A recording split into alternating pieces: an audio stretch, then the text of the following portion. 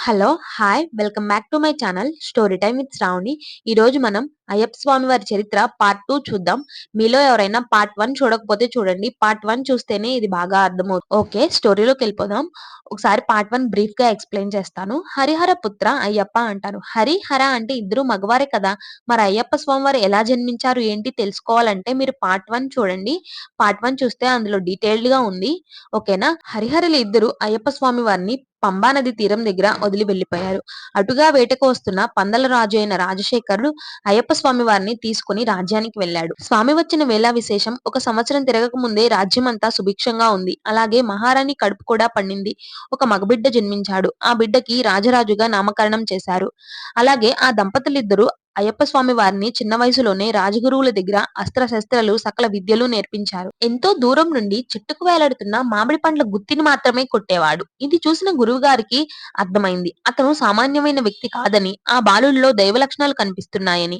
కానీ ఏ కార్యం మీద ఈ బాలస్వామి ఇక్కడికి వచ్చారో అని ఆయన చూస్తూ మురిసిపోయేవాడు. తన గురువు కుమారుడు పుట్టడమే చూపు లేకుండా చెవిటివాడిగా పుట్టాడు. ఆ పిల్లవాడిని చూసి గురువు బాధపడుతూ ఉండగా మణికంఠుడు ఆ పిల్లవాడికి చూపును ప్రసాదిస్తాడు. పిల్లవాడి అవిటితనాన్ని పోగొట్టి గురుదక్షిణ తీర్చుకుంటాడు. అయ్యప్ప స్వామి వారి విలువిద్యలు చూసిన ప్రజలందరూ ఆశ్చర్యపోతూ ఉంటారు. తన తల్లిదండ్రులు కన్నవాళ్లు కాకపోయినా ఆయన వారిని అమితమైన ప్రేమ అనురాగాలతో చూసేవాడు. అయ్యప్ప స్వామి వారికి యుక్త వయసు రానే వచ్చింది. రాజశేఖరుడు తన పందల దేశపు రాజుగా పట్టాభిషేకం చేయాలి అని నిర్ణయించుకున్నాడు. ఇదే విషయాన్ని అందరికీ చెప్పి వాళ్ళ సలహా అడుగుతాడు. సభాముఖంగా అందరూ సంతోషిస్తారు. కానీ ఒక్క మంత్రి తప్ప. ఎందుకంటే అయ్యప్ప స్వామి వారు మంత్రి ఆటలు సాగనిచ్చేవారు కాదు. ఆయన ఆవలిస్తే పేగులు లెక్కపట్టి తప్పులు ఎత్తి చూపేవాడు. కాబట్టి మంత్రి ఎట్టి పరిస్థితుల్లోనూ మణికంఠుడికి పట్టాభిషేకం జరగకూడదు అని నిర్ణయించుకొని మహారాణి దగ్గరకు వెళ్లి తన పావుల్ని కదిపాడు. మంత్రి తల్లి, ఏంటి వీరందరూ చేస్తున్న ద్రోహం? కన్న కొడుకు ఉండగా దత్తపుత్రుడికి పట్టాభిషేకం చేస్తున్నారా? నీ పిల్లవాడు పెద్దయ్యాక పదవి కోరుకోడా? కన్నతల్లిగా అతన్ని మీరు మోసం చేస్తున్నట్లు కాదా? అతను ఒక బానిసగా మణికంఠుడి దగ్గరే ఉండిపోవాలా? మీరే ఆలోచించండి అని చెప్పి విషం చల్లుతాడు ఆ మంత్రి. మొదట ఆ మాటలు పట్టించుకోని మహారాణి తరువాత తల్లి ప్రేమ గుర్తుకు వచ్చి కంగారు పడి మణికంఠుడు ఎట్టి పరిస్థితుల్లోనూ రాజు అవ్వకూడదు అని నిర్ణయించుకుంటుంది. మంత్రి, రాణి ఇద్దరూ కలిసి మణికంఠుణ్ణి ఎన్నో విధాలుగా మట్టు కలపాలి అని నిర్ణయించుకుంటారు. కానీ మణికంఠుడు వాటన్నిటిని తుడిచిపెట్టేస్తాడు. పట్టాభిషేకాన్ని ఎలా అయినా ఆపాలి అని రాణి తనకి విపరీతమైన తలనొప్పి వచ్చినట్లు ఎన్నో రోజులుగా మంచంపై పడి నాటకం ఆడుతుంది.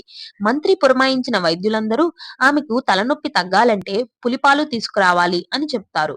పులిపాలు తేవాలి అంటే అది అప్పుడే పిల్లకి జన్మనిచ్చి ఉండాలి. అలాంటి దాని జోలికి వెళ్తే ఖచ్చితంగా ప్రాణాల్ని సంహరిచేస్తుంది. కాబట్టి రాజ్యంలో ఎంతో మంది వీరులు పులిపాలు తేవడానికి వెళ్ళినా ఒట్టి చేతులతో వచ్చేస్తారు. తండ్రి, పులిపాలు తేవడానికి నన్ను పంపియండి అని అయ్యప్ప స్వామివారు అంటాడు. రాజు అయిన రాజశేఖరుడు అస్సలు ఒప్పుకోడు. కానీ అయ్యప్ప స్వామివారు ఎలాగలా ఒప్పించి అడవికి వెళ్తాడు. ప్రయాణానికి కావలసిన ఏర్పాట్లన్నీ రాజు దగ్గరుండి చూసుకుంటాడు. 2 అరలు గల నల్ల సంచిలో ఒక 3 కన్నుల టెంకాయి, భగవంతుడి కొరకు నివేదన వస్తువులు, రెండో అరలో యాత్రకు ఉపయోగించే సామాన్లు, తినుబండరాలు కట్టి ఆ సంచిని మణికంఠుడికి ప్రేమతో అప్పగిస్తాడు. మూటని ఇరుముడి అంటారు. ఆ ఇరుముడిని శిరస్సుపై ధరించి క్రూర మృగాలు తిరిగే అడవిలో ఒంటరిగా ప్రయాణిస్తాడు మణికంఠుడు. ముల్లోకాలని పీడిస్తూ, దేవతల్ని చిత్రహింసలు పెడుతూ ఆ అడవిలో గిరిజన ప్రాణాలు హరిస్తున్న మహిషితో యుద్ధం చేసే సమయం రానే వచ్చింది. నారాయణ నారాయణ అంటూ నారదుడు మహిషి చెంతకు వెళ్లి నిన్ను అంతం అందించడానికి ఆ హరిహరసుతుడు వచ్చేశాడు అంటాడు. ఆ మాట వినగానే మహిషికి కోపంతో ఊగిపోతూ అయ్యప్ప స్వామి వారు మహిషితో భీకరమైన యుద్ధానికి తలపడతాడు. ఆ యుద్ధం చూడటానికి దేవతలు అందరూ భూమిపైకి దిగి వస్తారు. మహిషి ఆవేశంతో రగిలిపోతూ ఒక్కసారిగా అయ్యప్ప స్వామి వారి మీదకి దూకింది. అయ్యప్ప స్వామి వారు మహిషిని పట్టుకుని నేలకేసి బలంగా బాదాడు. ఆ తరువాత మహిషిపై తాండవం ఆడాడు.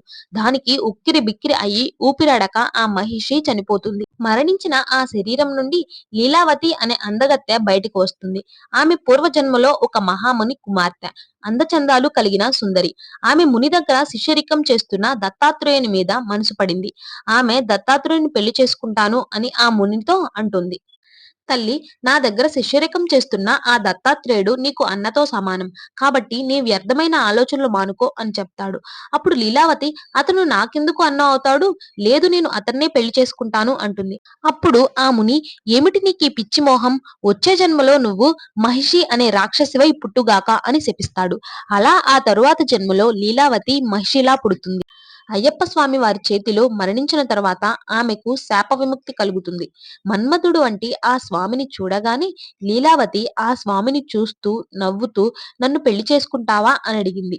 అప్పుడు ఆ స్వామి, లీలావతి, ఇంకనూ నీ మోహపు వాసనను విడలేపోతున్నావా?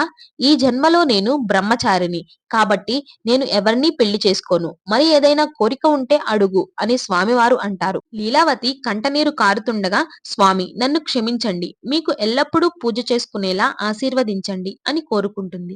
దానికి మిక్కిలి సంతోషించిన స్వామివారు, ఇకపై నీవు మాలికాపురత్తమగా నా భక్తుల చేత పూజలందుకుంటావు, వారిని కటాక్షించు అని స్వామివారు సెలవిస్తారు. దానితో నేటికి ఆ మహిషి రూపధార అయిన లీలావతి మాలికాపురత్తమగా శబరిమలలో పూజలందుకుంటుంది.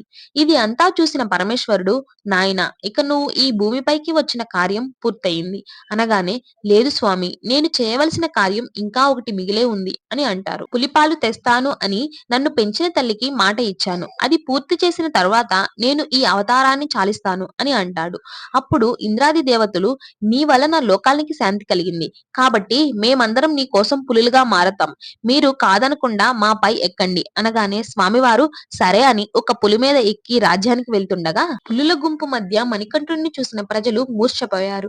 మరికొందరు భయంతో పరుగులు పెట్టారు. కోటకు చేరుకున్నాక మణికంఠుణ్ణి రాజారాణి చూస్తారు.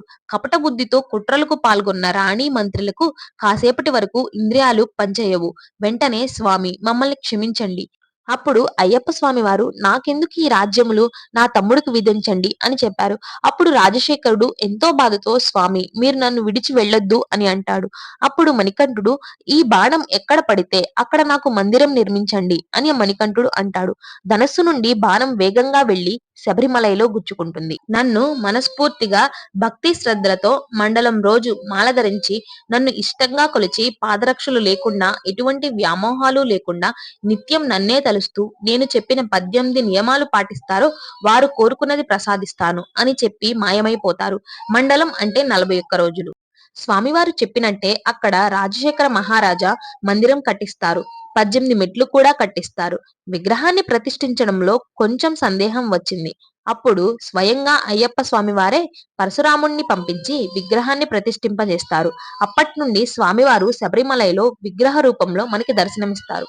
అప్పట్నుంచి ఎవరైతే మాల ధరించి నిష్టగా, నియమంగా ఉంటూ 18 కొండలెక్కి అష్ట కష్టాలు పడి ఆఖరికి 18 మెట్లెక్కి స్వామివారిని దర్శించుకుంటారో వారికి అష్టైశ్వర్యాలు, సుఖ సంతోషాలను ప్రసాదిస్తున్నారు ఆ స్వామివారు. స్వామియే శరణం అయ్యప్ప. ఆ అయ్యప్ప స్వామి వారి కరుణా కటాక్షాలు మన అందరిపై ఉండాలి అని మనస్ఫూర్తిగా కోరుకుంటున్నాను. అలాగే ఇలాంటి మంచి మంచి స్టోరీస్, అలాగే మహాభారతం ఎపిసోడ్స్ కావాలంటే నా ఛానల్‌ని సబ్స్క్రైబ్ చేసుకోవడం మర్చిపోవద్దు.